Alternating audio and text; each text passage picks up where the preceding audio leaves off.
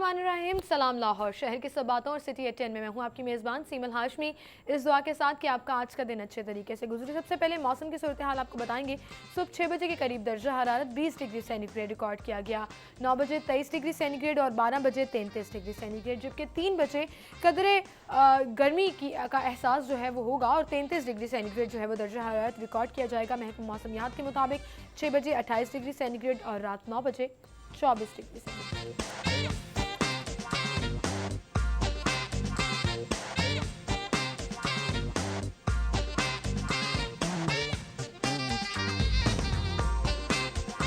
और अब top stories की तरफ चलेंगे। डेली सिटी 42 की आज की हमारी लीड स्टोरी, मुंह चेहरा जबड़ा 3 बड़े अस्पतालों को सर्जरी की सहूलत के लिए सिर्फ 30 लाख रुपए दरकार। PC1 1 साल से इल्तवा का शिकार।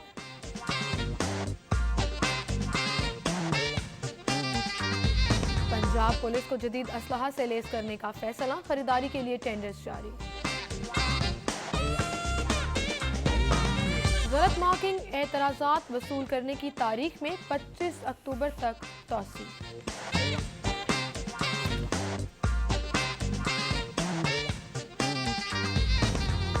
और डेंगू के मजीद 51 केसेस सामने आ गए।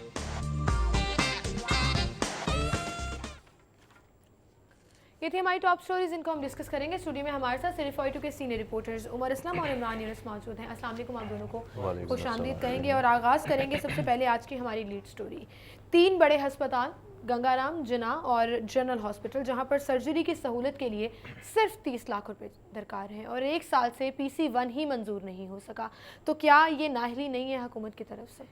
देखिए, जब बात करते हैं सेहत के हवाले से हुकूमत की कि किस हद तक तरजीहात में शामिल है, तो वो इन ख़बरों से ज़ाहिर होता है। आज की जो लीड स्टोरी है वो जाहिद चौधरी साहब जो हमारी हेल्थ बीट कवर करते हैं उनकी ये लीड स्टोरी है। उसके मुताबिक 3 बड़े हॉस्पिटल्स में ये प्रोग्राम शुरू किया गया था, जनरल हॉस्पिटल और इसी तरीके से जिना हॉस्पिटल में कि मेयो हस्पताल में जो है वो काफ़ी ज़्यादा रश होता था कि मुंह और जो इलाज के हवाले से वहाँ पर वार्ड के जो बनाया गया था, और इसी सिलसिले में 30 लाख रुपए से जो PC1 तैयार हुआ उस पर आगे इम्प्लीमेंटेशन नहीं हो सकी। होता हमारे यहाँ जो ऑन प्रैक्टिकल फील्ड जब नोट हम बात करते हैं तो होता ऐसे है कि जब CM कंसर्न हो जाते हैं, उनको एकदम ख्याल आता है इस चीज़ का, तो फिर वो एकदम देखते हैं और वो पूछते हैं, इंक्वायरी करते हैं, तो फ़ौरन उनको खुश करने के लिए जिस तरीके से सब अच्छा है कि रिपोर्ट पेश की जाती है, इसी तरीके से कह दिया जाता है कि इसका तो PC1 तैयार है या प्लानिंग में है, ये ज़ेरे गौर है, और फिर उनको सब अच्छा है कि रिपोर्ट बता दी जाती है। लेकिन फिर बात आती है कि उन्हें प्रैक्टिकल नोट जब हम देखते हैं तो यहाँ पर जो अमली तौर पर जो जैसा कि आपने देखा कि महज 30 लाख रुपए कुछ ज़्यादा रकम नहीं, जबकि करोड़ों रुपए से अरबों रुपए से यहाँ पर ऑरेंज लाइन मनसूबा यहाँ पर बन रहा है, सीवरेज के मनसूबे बन रहे होते हैं। तो ये तो एक ऐसा मामला है कि अगर आप देखें तो मेयो हॉस्पिटल में कितना रश होता है, और इसी रश की वजह से इस रश को कम करने के लिए जनरल हस्पताल, जिना हस्पताल में ये सहूलत जो है वो बनाने के हवाले से ये प्लान तैयार किए गए, और PC1 पर जो है वो आगे इम्प्लीमेंटेशन नहीं हो सकी, और इसी वजह से 1 साल से ज़ायद का वक्त गुजर गया। और 3 अहम बड़े हस्पतालों में अगर यहाँ पर ये सेंटर्स बन जाते तो मरीज़ों का रश जो इस वक्त मेयो हस्पताल में काफ़ी ज़्यादा है वो कम हो जाता। लेकिन फिर यही चीज़ें दिखाई देती हैं कि हुकूमत की तरजीहात किस हद तक है, ख़ुसूसन सेहत के शोबे में, जबकि इस शोबे का वज़ीर भी ना होने की वजह से वज़ीर आला पंजाब मियाँ मोहम्मद शहबाज शरीफ के अपने पास ये मिनिस्ट्री है। बिल्कुल सही। इमरान भाई, आप क्या कहेंगे? अरबों रुपए, लाखों रुपए लगाने होते हैं सड़कों पे तो फ़ौरन से PC1 भी मंजूर होता है, फंड्स भी दे दिए जाते हैं। अब 3 बड़े अस्पतालों में ये सहूलत मौजूद नहीं है, इसका मतलब है कि जिन अस्पतालों में मौजूद हैं उनमें सर्विसेज की अगर हम बात कर लें तो इसका मतलब वहाँ पर इन सर्जरीज़ के लिए प्रेशर ज़्यादा होगा, बर्डन ज़्यादा होगा, तो क्यों नहीं इसको डाइवर्ट करने के बारे में सोचा जा रहा है? देखिए सिमल, रोज़ाना आप भी हुकूमत पंजाब की जानिब से जो प्रेस रिलीज़ जारी की जाती हैं, मनसूबों का इफ्तिताह किया जाता है, आप भी उन्हें जो है पढ़ती रहती हैं। तो मैं एक चीज़ यहाँ पर बताना चाहूँगा कि हमारी जो अलमिया है वो ये है कि जो हमारी हुकूमत पंजाब है हमेशा ये उन मनसूबों को टारगेट करती हैं या वो मनसूबे जो है वो शुरू करती है या उन्हें मुकम्मल करती हैं जो शो ऑफ के मनसूबे हैं। आप देखें ऑरेंज लाइन मेट्रो ट्रेन मनसूबा जो है, इसके साथ मेट्रो प्रोजेक्ट जो था, इसी तरह आप बाकी बड़े बड़े रोड के अरबों रुपए के जो प्रोजेक्ट्स हैं वो शुरू किए जाते हैं और जल्द मुकम्मल कर लिए जाते हैं इस बेस पे कि हमने वोट हासिल करना है। अगर आप बात करें सिर्फ इन 3 हॉस्पिटल, गंगाराम, जिना हॉस्पिटल और जनरल की बात को छोड़ें, आप ये देखें कि आपका सर्जिकल टावर सर्विसेज हॉस्पिटल का। इसके वो साथ तो खैर साथ कहानी और है ना, वो आपने ऐस- आपका नाम नहीं आएगा उस पर, बिल्कुल आपको इसी क्रेडिट तरह नहीं ना, मिलेगा, तो ऐसे उसको आप मुकम्मल लिटरली करना ये चाहते हो। देखें, बाद में जो हॉस्पिटल बन रहा था मियां इस्लाम इकबाल के दौर में, जो परवेज इलाही के दौर में, वो भी एक बड़ी देखें ना एग्जांपल। बिल्कुल। और आप ये चीज़ देखें कि बेशतर ऐसे हॉस्पिटल्स हैं जिसमें एनेस्थीसिया के डॉक्टर्स जो हैं वो नहीं है, या आईसीयू में डॉक्टर नहीं है। नवाज शरीफ जो हमारे वज़ीर आज़म मियां नवाज शरीफ हैं, उनके नाम से जो हॉस्पिटल है, आप उसमें जाके देखें, उसमें भी डॉक्टरों की कमी है। डॉक्टर जो है वो शिकायत करते दिखाई देते हैं कि भाई हमारे यहाँ पे स्टाफ मौजूद ही नहीं है। तो बात करने की ये है कि नो डाउट हम इसका नहीं कहते कि जो बड़े बड़े मंसूबे हैं वो नहीं होने चाहिए, होने चाहिए, लेकिन 10 लाख रुपए चाहिए। आप मुखैर हजरात की बात करें, इमरान भाई आप मुखैर हजरात की बात करें, पीआईसी में करोड़ों रुपए लगाकर उन्होंने आपको पूरे का पूरा ब्लॉक देखे ना कि कितने हुकूमत के लिए कितनी 10 मुद्दत लाख में एक उन्होंने अस्पताल के लिए कम है। कितनी मुद्दत में उन्होंने इतना फौरन से अच्छा वो एक प्रोजेक्ट जो है मॉडल वो जो है बना वो के पेश कर दिया। बात ये है कि नो डाउट जो बड़े बड़े मंसूबे हैं, जो रोड्स के मंसूबे हैं, या ये चीज़ें होनी चाहिए, लेकिन इसके साथ साथ आपकी प्रायोरिटीज़ में सेहत और हेल्थ और जो एजुकेशन है वो भी होनी चाहिए। एजुकेशन को तो छोड़े फिलहाल, अगर हम सिर्फ हेल्थ की बात करें, आप हेल्थ को देख लें, तो फिर आप आज का जागीरदाराना निजाम है, जो आपका दिल बस करता है आपको आप वो पता है करते ना हैं, 2018 आने वाला है, आप उसको मुकम्मल करते हैं, और उसके बाद आवाम की फलाह किसमें है, आवाम को सहूलत किसमें है, नोबडी बॉदर्स। उस चीज़ को आप छोड़ देते हैं। ये बात कुछ हद तक दुरुस्त भी है, क्योंकि 2013 का जब इलेक्शन जीतना था तो मेट्रो बस कंप्लीट कर दी। अब 2018 के इलेक्शन के हवाले से जब है मुस्लिम लीग नून जो है वो सीनियर मतलब सियासतदान है इसमें, तो अब वो लाहौर को टारगेट करके, खसूसन क्योंकि लाहौर के रिजल्ट्स पूरे पाकिस्तान में अफेक्ट करते हैं, खसूसन पंजाब में तो जो है वो लाहौर से ही लोग तरक्की देखते हैं यहाँ से। तो वो लोग कहते हैं जब लाहौर में मेट्रो ऑरेंज लाइन चल जाएगी तो फिर शायद दीगर शहरों में भी चल जाएगी।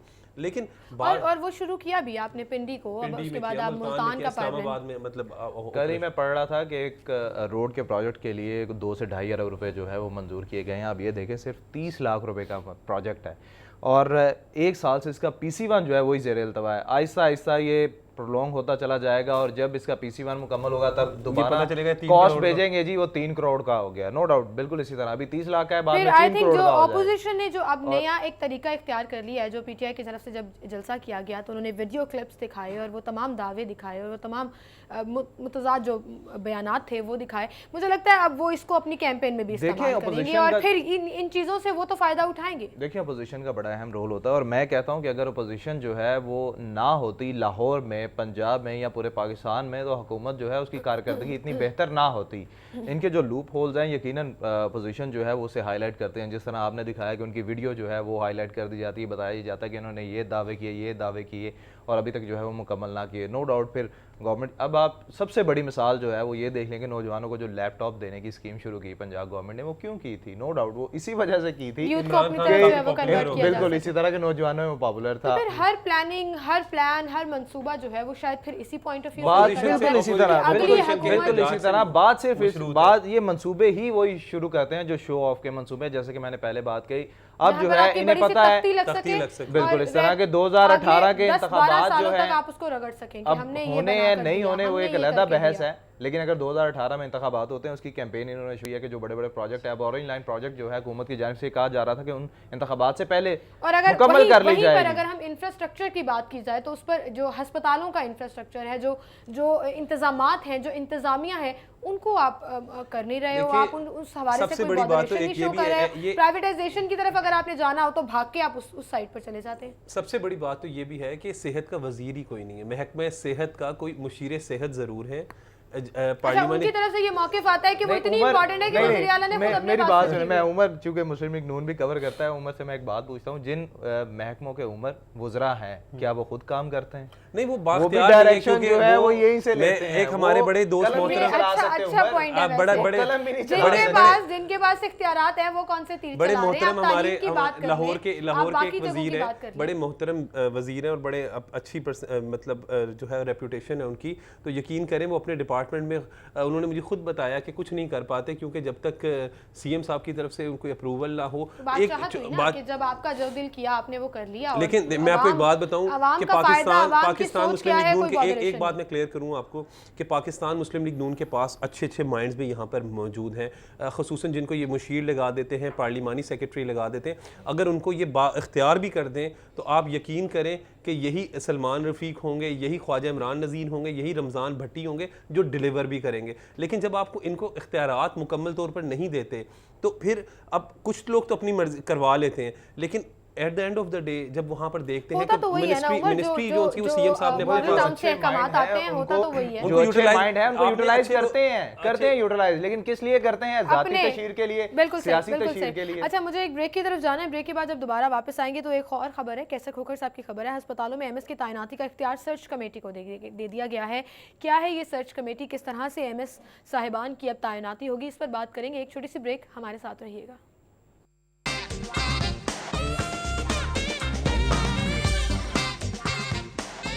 वेलकम बैक नाज़रीन, गुफ्तगू का सिलसिला हम आगे बढ़ाएंगे। अस्पतालों में एमएस की तैनाती का इख्तियार सर्च कमेटी को मिल गया है और इसके सरबराह जो हैं वो ख्वाजा सलमान रफ़ीक होंगे, साथ ही साथ सेक्रेटरी स्पेशलाइज्ड हेल्थ केयर नजम अहमद शाह भी मौजूद होंगे। फैसला मौजू उम्मीदवार ना मिलने पर किया गया है। तो क्या डॉक्टर्स खत्म हो गए या एमएस साहिबान ही मौजूद नहीं है? वही बात है जहाँ से अभी ब्रेक से पहले हम कंटिन्यू करेंगे। जो बात हो रही थी कि मुस्लिम लीग नून के पास अच्छे माइंड्स भी हैं, उनको पार्लिमानी सेक्रेटरी भी बनाया, वजारत क्यों नहीं देते? 1.5 साल रह गए अब तो इनके। अगर 2018 में भी इलेक्शन होते हैं तो अब आप लोगों ने क्या उनको प्रैक्टिस के लिए ही रखा है? जैसे ख्वाजा सलमान रफ़ीक हैं, वो सिर्फ मशीर सेहत ही रहे, सैयद ज़ईन हुसैन कादरी तर्जुमान हुकूमत पंजाब और ख्वाजा सलमान रफ़ीक, मुतअद्दिद बार उन्हें कहा गया है कि हम आपको वज़ीर बाकायदा प्रॉमिसेस और सैयद ज़ईन हुसैन कादरी की तो अहलिया को सब ख़वातीन अरकान असम्बली के सामने तकरीबन 1 साल पहले मुबारकबाद दी कि आपको मुबारक हो, ज़ईम साहब जो है वज़ीर बनाए जा रहे हैं। तो उसके बाद आप करके अब ज़ईम कादरी ही की बात अगर कर लें तो ये पुराने लोग हैं, इन्होंने दौरे आमरीत में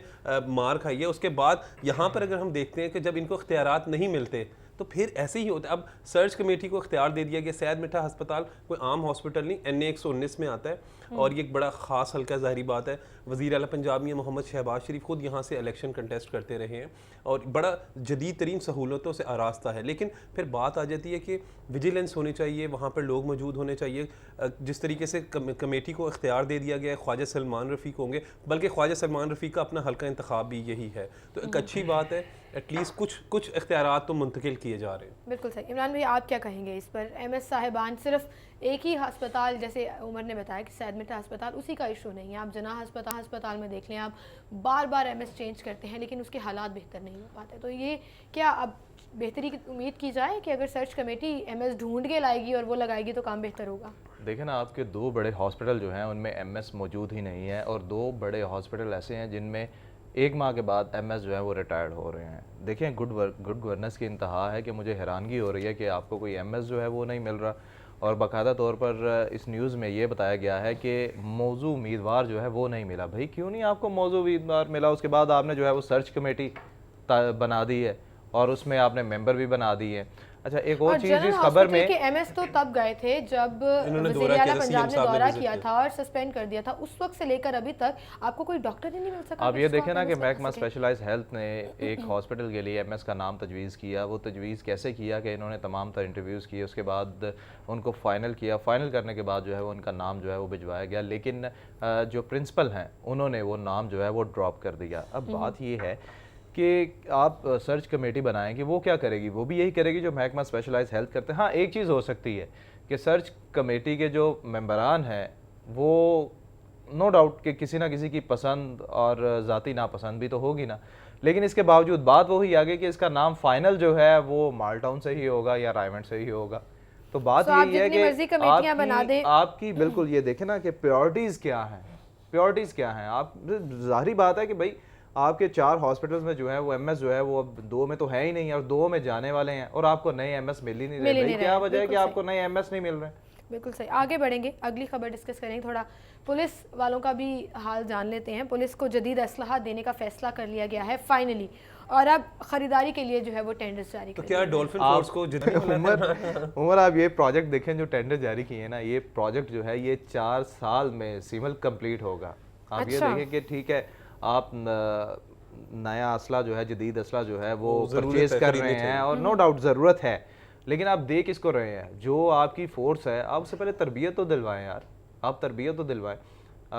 पिछले हफ्ते हमने एक रिपोर्ट डिस्कस की थी कि जो जितने भी थाने हैं उनकी बिल्डिंग्स, इमारतों के हवाले से हमने बात की थी, और साथ वाले शादमान थाने की खोखर साहब ने एक बड़ी अच्छी मिसाल दी थी कि आप ज़रा उसको देखिए तो सही जाके, वो तो अभी गिरा। अच्छा, बात ये है कि ठीक है आप असला ख़रीद रहे हैं, और ये प्रोजेक्ट जो है मुझे तो ये समझ नहीं लग रही कि 4 साल में ही क्यों कंप्लीट होगा। जो टेंडर जारी किया गया उसमें बयान किया गया कि 4 साल के अंदर जो है ये प्रोजेक्ट जो है वो मुकम्मल होगा।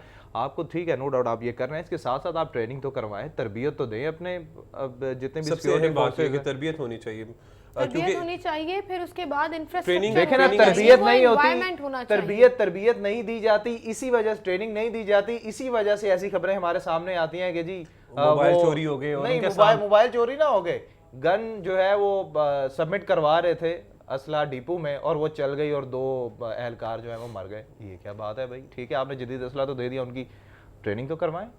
और फिर देखिए रिफ्रेश, मेरा ख्याल है जिनकी ट्रेनिंग होती है उसके साथ रिफ्रेशर जो रिफ्रेश कोर्सेज होते हैं वो भी करवाए जाने चाहिए, क्योंकि ये वक्त की ज़रूरत होती है कि जदीद तरीन तकाज़ों से हम आहंग हो। खुसूसन पुलिस जो सिक्योरिटी के फ़राइज़ सर अंजाम दे रही होती है उनकी अपनी, खुसूसन मैं हमेशा जिक्र करूँगा कि जो पुलिस एहलकार होते हैं जो नाकों पर खड़े होते हैं, आप यकीन करें कि 16-16 घंटे ड्यूटी देते हैं। उन लोगों की खिदमात को भी खराज तहसीन ज़रूर पेश करना चाहिए। कुछ लोग तंग ज़रूर करते हैं, लेकिन जो 16-16 मुझे सिर्फ एक बात बताएं, क्या इनका काम यही है, 16 घंटे एक जगह रहना काम है, या अपनी जदीद टेक्निक्स और जदीद तरबियत के अकॉर्डिंगली एक्ट आउट करना है? ये भी तो एक क्वेश्चन आ जाता है ना। आप 16 घंटे ड्यूटी कराते हैं लेकिन आप हर रोज उनको एक्सरसाइज नहीं करने देते, आप उनकी पीटी नहीं कराते, उनकी ट्रेनिंग नहीं कराते, तो क्या फायदा उन 16 घंटों का कि अगर खुदा ना खास्ता कोई हादसा पेश आ जाता है या कोई वहां पर कोई आपको किसी मुजरिम को पकड़ना पड़ जाता है तो आपसे भागा ही ना जाए, आपसे 10 फुट ना भागा जाए, क्योंकि आपके पेट इतने निकले हुए आप एक्सरसाइज। पुलिस में ऐसा जरूर होना चाहिए कि तकरीबन 1 साल या कुछ 6 महीने या 2 साल मैक्सिमम इतने अरसे के बाद कोई ट्रेनिंग कोर्सेज, जिसके बाद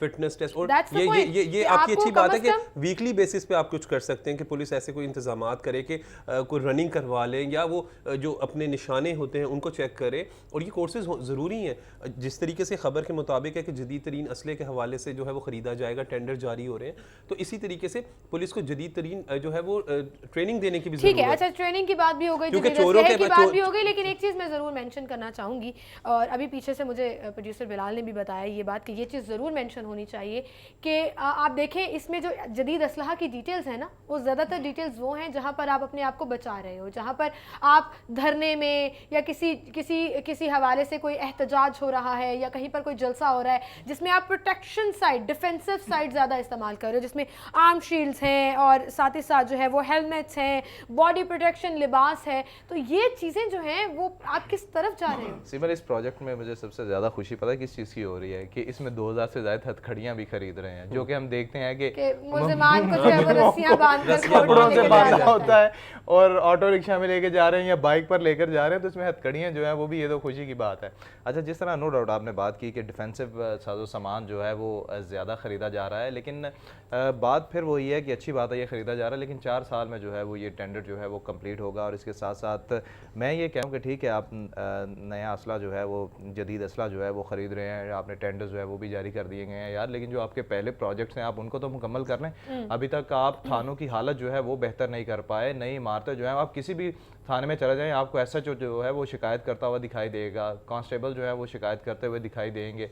आप ये लहदा बात है कि अगर आप शहरियों के पास भी चले जाएं तो वो भी शिकायत करते हुए दिखाई देते हैं। इमरान, चलो यार, शहरी तो ठीक है, नो डाउट शहरी को शिकायत होंगी, लेकिन हमारी कौम जो है ना ये खुश होने वाली नहीं है। एक और खबर भी देख लें, इरफान मलिक की खबर है, जलसे जुलूसों से निपटने के लिए एंटी राइट फोर्स की तकमील जो है वो आखिरी मराहिल में, और लाहौर पुलिस ने मजीद 1 अरब रुपया मांग लिया है इसके लिए। चलो देखें आप, ये एंटी राइट फोर्स जो है इसका क्या होगा, जलसे जुलूसों से निपटने के लिए क्यों आपकी पहली फोर्सेस तो जितनी हर भी दूसरे दिन तो यहाँ पर जलसा हो रहा होता है जहाँ पर हजारों लोग मौजूद होते हैं, हर रोज कहीं ना कहीं टेस्ट हो रहा होता है, कहीं ना कहीं माल रोड तो एहतजाज रोड में कन्वर्ट हो चुका है। आप यकीन करें वहां पर लोग तो कारोबार खत्म हो गई ना, माल रोड की कारोबार लोगों का खत्म हो गया, वो बेचारे एहतजाज करते हैं, वो कहते हैं जिनकी दुकानें हैं किराया नहीं अब अदा कर सकते। और हमने भी देखा है जिन्होंने एहतजाज करना होता है हर 3 से 4 दिन के बाद वहां पर कभी किसान आ जाते हैं, कभी तलबा आ जाते हैं, कभी कोई मतलब कोई वाइडी आ जाते हैं, यानी कोई ना कोई वहां पर एहतजाज का सिलसिला। लेकिन अब ये कानून तो लागू कर ही नहीं पाएगा, नासिर बाग को जो है वो एहतजाज गाह जो है वो करार दे दिया जाए और तमाम तर लोग जितने भी यहाँ प्रोटेस्ट करने के लिए आते हैं आप उन्हें वहाँ पर मूव कर दें, अब आप नई फोर्सेस बनाना शुरू हो गए कि जल्द से जुलूसों की सिक्योरिटी और वट इस हवाले से। लेकिन आप पहले जिस तरह बिल्कुल उमर ने बात की है कि माल रोड जो है उसकी खूबसूरती जो है, एहतजाज रोड बन कारोबार गया। जो है, हर चीज़ ख़त्म हो चुका है। तो नो डाउट हुकूमत ने ये कवानीन भी बनाए हुए हैं, बल्कि लाहौर हाई कोर्ट ने ऑर्डर जारी किए हुए हैं कि यहाँ पर माल कोई रोड पर नहीं किसी किस्म का एहतजाज जो है वो माल रोड पर नहीं होगा। लेकिन आपके ज़िले इंतजामिया या जितने भी कानून नाफिज करने वाले इदारे हैं वो इस चीज़ को अभी तक लागू नहीं करवा पाए। इस चीज़ को क्या उसकी कहेंगे वजह आप? ना इमरान, उसकी वजह ये है कि जब वहाँ पर वो इम्प्लीमेंटेशन के लिए जाते हैं या वो डंडे लेके भी चले जाते हैं तो वो आके मुजाहिरीन जानकर, ये बात सच है माननी चाहिए कि वो बदतमीज़ी करते हैं और वो चाहते हैं कि हमें पुलिस हिट करे और ताकि वो खबरें बने और टीवी पर जब मंजर आम पर आए तो एक्शन हो, फिर ऑपोजिशन उस पर आकर ये तो एक सियासत कल्चर बन चुका है ना यहाँ एहतजाज पर करे। कि हर और आप तबके, यकीन हर करें सीमन, साइड मैं आपको से बताऊं लोग कि जो है वो प्रोटेस्ट करते हैं और जब तक इमरान स्क्रीन तक बात नहीं पहुंचती है, आप हुकूमत भी नहीं आप और सुनती मैं, है। हम एक आम शहरी हैं, हमें अंदाज़ा यकीन करें कि 4-4 घंटे जब लोग शदीद गर्मी के मौसम में अपनी फैमिलीज़ के साथ और अपनी माओं के साथ जो बेचारी बीमार होती हैं, जिन्होंने हस्पताल जाना होता है, जो लोग एहतजाज करते हैं, उन्हें भी इस चीज़ का ख्याल करना चाहिए कि आपने सिर्फ लोगों को परेशान या तो कर रहे हो, मियाँ वज़ीर आला पंजाब परेशान हो रहे हो या वज़ीर आज़म पाकिस्तान परेशान हो रहे हो। परेशान कौन होते हैं? आम लोग जो शहरी हैं। कोई हॉस्पिटल जा रहा है, कोई अपने कारोबार के लिए जा रहा है, कोई एयरपोर्ट किसी को छोड़ने जा रहा है, कोई बच्चे स्कूल जा रहे हैं, तो वो क्या कल्चर देख रहे हैं। एज बिंग सोसाइटी हम कितना गलत कल्चर जो है वो डेवलप हो रहा है, इस चीज़ को भी देखना इस चाहिए। चीज़ को भी देखना पड़ेगा, बिल्कुल सही। दूसरी जानिब स्टूडेंट्स ने प्रोटेस्ट किया। स्पीकिंग ऑफ प्रोटेस्ट, तो स्टूडेंट्स की जानिब से जब प्रोटेस्ट किया गया कि 11वीं में गलत मार्किंग हुई और उस हवाले से जो है वो नंबर्स नहीं लगाए गए। अब उस हवाले से देखते हैं, 4 रुकनी कमेटी तो कायम कर दी गई है, लेकिन दूसरी जानिब जो तारीख है एतराज़ात वसूल करने की, उसमें भी तौसी कर दी गई है। इस पर बात करेंगे, एक छोटी सी ब्रेक लेते हैं नाज़रीन यहाँ पर। ब्रेक के बाद दोबारा हाजिर होंगे।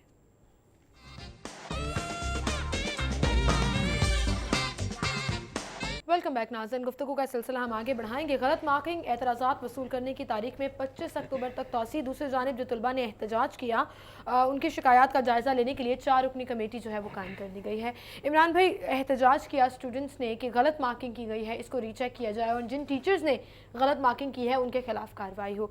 तो अब कमेटी तो बना दी गई, क्या इसमें अच्छा सिमल, देखें इसमें दो चीज़ें हैं कि एक तो ये जो मसला था, इसमें जो ज़िम्मेदारों का तयन करने के लिए 4 रुकनी कमेटी बनाई गई है। कमेटी तो तयन करेगी उनका कि गलती किसकी थी।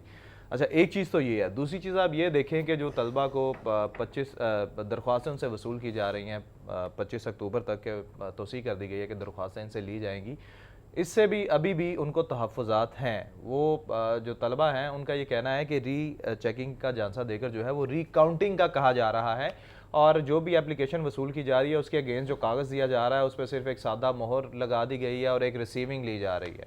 अच्छा, तलबा जो है वो नए इशूज़ जो हैं वो फिर खड़े होना शुरू हो गए हैं और तलबा की जानिब से ये कहा जा रहा है कि भाई इससे भी हम खुश नहीं हैं, और मोबाइल SMS के ज़रिए बता दिया जाएगा जी आपके ये मार्क्स जो हैं वो आए हैं या ये रिज़ल्ट जो है वो आया है। और दूसरी जानिब जो इन तलबा के वालिदैन हैं जिन्होंने एहतजाज किया है वो दोबारा फिर ये कह रहे हैं कि हम एहतजाज दोबारा करेंगे। देखिए, ये कोई हल नहीं है। बोर्ड ऑफिस में तो पहले ही बहुत ज़्यादा रश जो है वो होता है, अभी एक नया सिलसिला जो है वो शुरू हो जाएगा।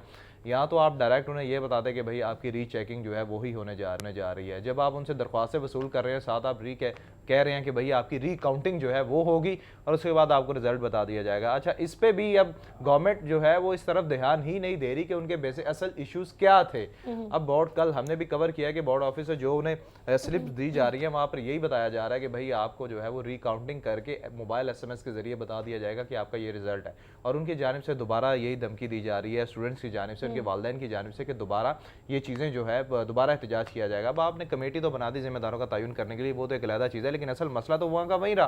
सही, तलबा भी डबल परेशान। पॉलिसी जब तो तक आ गई देखिए कि फिर वो स्टूडेंट्स अब बात- एप्लीकेशंस भी दे रहे हैं, दूसरी तरफ आप कह रहे हैं कि हम दोबारा कर भी रहे हैं, कमेटी बना दिया, वो रीकाउंटिंग है, रीचेकिंग है, ये चीज़ जो है वो क्लियर हो जानी चाहिए। स्टूडेंट्स का यहाँ पर यही मौक़िफ़ है कि जब बात की जाती है कि जिस हवाले से उन्होंने एहतजाज भी किया, उनका कहना था कि हमारा ये एहतजाज है कि जो हमें नंबर्स दिए गए हैं वो कम है।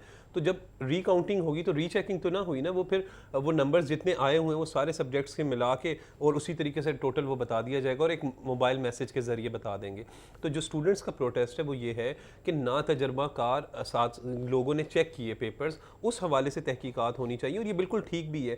हमने देखा जिस तरह हमारे और एजुकेशन रिपोर्टर जो जुनेद रियाज जिस तरह बता रहे थे कि बाज़ औक़ात होता है ऐसे कि जहाँ पर पेपर्स जाते हैं वो खुद जो उनसे वो इतनी तवज्जो से नहीं चेक कर पाते, और मिसाल एक क्वेश्चन है उसके 20 में से नंबर मिलने हैं और 16 नंबर अगर बच्चा डिज़र्व करता है, अगर आप उसको 12 दे देते हैं तो इसका क्या क्राइटेरिया, या 8 दे देते हैं इसका क्या क्राइटेरिया, यही डिफाइन नहीं कर पाई आज तक तो हुकूमत। फिर आप देखिए उन बच्चों की सारी रातों की मेहनत होती है, दिन रात मेहनत, उनकी उम्मीदें, फिर यही लोग यही बच्चे मुल्क का मुस्तकबिल है। और फिर जब हम मुस्तकबिल के हवाले से बात करते हैं तो इन लोगों ने आगे मुल्क की बागदौड़ संभाल, अगर खुदा न खास्ता वो डिप्रेसिव हो जाएंगे इस हवाले से, वो अपसेट हो जाएंगे कि हमें वो रिजल्ट्स नहीं मिल सके, तो फिर ऑब्वियसली उनका वहाँ पर जो माइंड है वो चेंज हो जाएगा। और इस हवाले से हुकूमत को सोचना चाहिए कि ये फ्यूचर ऑफ पाकिस्तान है, मुल्क का मुस्तकबिल है। इन्हीं में से जर्नलिस्ट ने बनना है, इन्हीं लोगों में से MNA MPs ने बनना है, डॉक्टर्स ने बनना है, इंजीनियर्स बनना है, जजेस बनना है, मतलब सब तमाम शोबों में इन्हीं लोगों ने जाना है।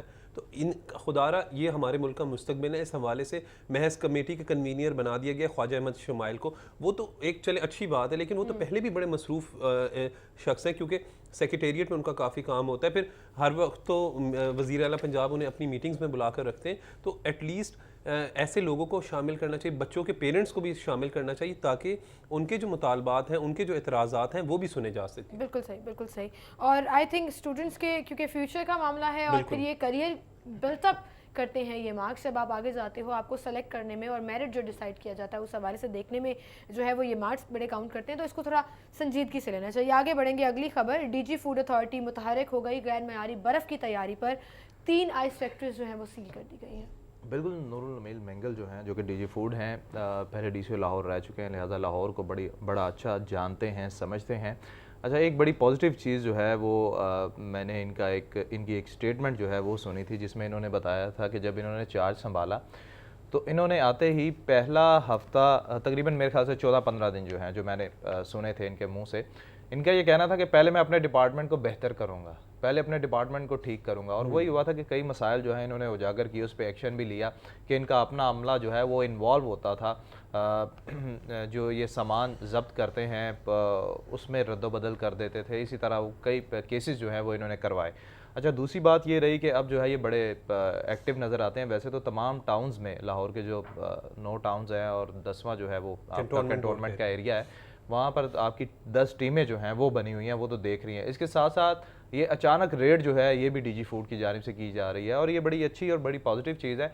और जो इनकी रेड्स मैंने देखी हैं उसमें जिस तरह पहले रस्मी हम देखा करते थे कि फूड अथॉरिटी की जानिब से रेड की जा रही है और अगले दिन जो है वो चीज़ जो है वो दोबारा जो सर्बमोहर चीज़ की होती है वो खुल जाती थी, सील की हुई डीसील हो जाती थी, वो चीज़ अभी तक मुझे देखने में नहीं आई। उसकी वजह ये थी, उसकी वजह है कि उसकी वजह टाइम बिल्कुल अभी टाइम कम हुआ, उसकी वजह लेकिन बात ये है कि जब आपका सरबराह जो है वो कोई ऐसे लूप होल्स नहीं छोड़ा या कोई ऐसी चीज़ नहीं छोड़ा, तो निचला अमला जो है वो भी थोड़ा बेहतर होगा। तो निचला अमला जो है और फिर DCO भी रह चुके हैं, तो ये लाहौर को बड़े बेहतर तरीके से जानते हैं, नूरुल अमीन मेंगल, और इनकी एक रेपुटेशन भी बड़ी अच्छी रही है इस हवाले से। तो अच्छी बात है DG फूड अथॉरिटी जो है वो छापे मारे, क्योंकि जैसे हमने देखा है कि जो ग़िज़ा के नाम पे जहर खिलाया जाता रहा है, तो इस हवाले से तो इन लोगों को सख्त से सख्त सज़ा मिलनी चाहिए जो भी मकरू धंधे में इस तरह के इन्वॉल्व होते हैं। फैक्ट्रियों को सील कर दिया गया, उसके बाद इन्हें ये भी देखना चाहिए कि हर रेगुलरली एक महीने का या 15 दिन के बाद अचानक छापा ज़रूर मारना चाहिए, रेड करनी चाहिए, मालूम होना चाहिए कि वहाँ पर जो इंसानी सेहत के लिए जो जिस तरीके से बर्फ़ है या कोई और चीज़ें भी बनाई जा रही हैं, तो वहाँ पर देखा जा सके कि वो हिफ़्ज़ान सेहत के असूलों के मुनाफी तो नहीं, उनके ख़िलाफ़, मतलब जो इंसानी सेहत को तो कोई नुकसान नहीं पहुँचाएगी, क्योंकि इसका डायरेक्ट ताल्लुक जो है वो इंसानी सेहत के साथ है और ये तमाम शहरियों की सेहत का मामला है। तो इस हवाले से अच्छी बात है, फैक्ट्री को सील भी किया गया, 3 फैक्ट्रियों को यहाँ पर जो है वो सील किया गया, वार्निंग्स भी दी गई हैं। और इसी तरीके से अगर हम DG फूड अथॉरिटी की बात करें तो और भी जो है वो कंसर्न होना चाहिए, खुसूसन यहाँ पर इन्हें ये भी देखना चाहिए कि जो बड़े बड़े रेस्टोरेंट्स हैं वहाँ पर जो है वो ऑयल कौन सा इस्तेमाल किया जा रहा है, कौन कौन सी चीज़ें जो है वो लोगों को खिलाई जा रही हैं, और इस तरीके के जब रेड्स होती हैं तो फिर उन्हें भी एक खौफ रहता है। एक और मंसूबा जो फूड अथॉरिटी की जानिब से बनाया जाना था कि रेस्टोरेंट्स को कैटेगराइज किया जाना था और उसके रिसेप्शन के ऊपर ही उसकी कैटेगरी जो है वो लगाना लाजमी करार देना था उस रेस्टोरेंट के लिए, चाहे वो A है, बी है, सी है, या जो भी उसकी कंडीशन है, जिस भी कैटेगरी में वो हाइजेनिकली फॉल करता है वो लगाया जाएगा। वो मंसूबा अभी तक शुरू नहीं हुआ। देखिए वो इस प्रोजेक्ट के बारे में जो हमारी राय है, मेरे ख्याल से शायद उमर की भी यही राय होगी कि आप बजाय उनको कैटेगराइज करने से पहले आपको उनकी हालत जो है वो बेहतर करना होगी। आप जाते हैं, आप हर होटल पे जब आप विज़िट करते हैं और आप उसको जो बताते हैं कि भाई ये स्टैंडर्ड्स हैं, इसको तुमने मेंटेन करना है, जब वो मेंटेन कर लेंगे नो डाउट उसके बाद आप उसको दर्जा देंगे ना। अभी तो लाहौर में आप देखें कि छोटी छोटी दुकानें या छोटे छोटे होटल असल में लाहौर है जो जहर बेच रहे हैं, खाने पीने के शौकीन है। यहाँ पर आप चाहे शादरा कोई गली मोहल्ले कोई बड़े रेस्टोरेंट में चले जाएं, कोई रेडी वाला भी अगर चिप्स बेच रहा है, जायका तो हर किसी का है, लेकिन बात ये है कि वो जायके के नाम पे जहर तो ना खिलाए। खराबी कितनी है, जब शहरी जो है वो मुंह मांगी कीमत दे रहे हैं खाने की। अब हर किसी को पता, जो भी ये खाने के कारोबार से जिनका ताल्लुक है उनको पता कि लाहौरिया जो है वो खाने के शौकीन है और जरा सा अच्छा तो रेडी पे भी चिप्स लगा ले तो खाना उसका कारोबार भी चल जाता है। बात ये है कि इसके नाम पे आप लोगों की जानों से खेल तो नहीं ना खाने के शौकीन है, तो इसका मतलब क्या है कि हम जो है वो जरा सी शुदा चीजें खाना शुरू कर दें। इसी यहाँ तो देखें बाहर के ममालिक में यही होता है कि जब कोई रेस्टोरेंट बनता है या कोई छोटा सा हट ही बनता है खाने पीने का, तो उसको बाकायदा को 5-6 डिपार्टमेंट चेक करने आते हैं। यहाँ पर क्या होता है कि जिसका जी चाहता है वो अपनी एनुअली बेस पे सीमल एनुअली बेस पे जो है नाम भी दिया जाता है। जो आप कैटेगरी की बात कर रहे हैं ना कि एंट्रेंस पे जो है वो ये तमाम चीज़ें जो हैं जो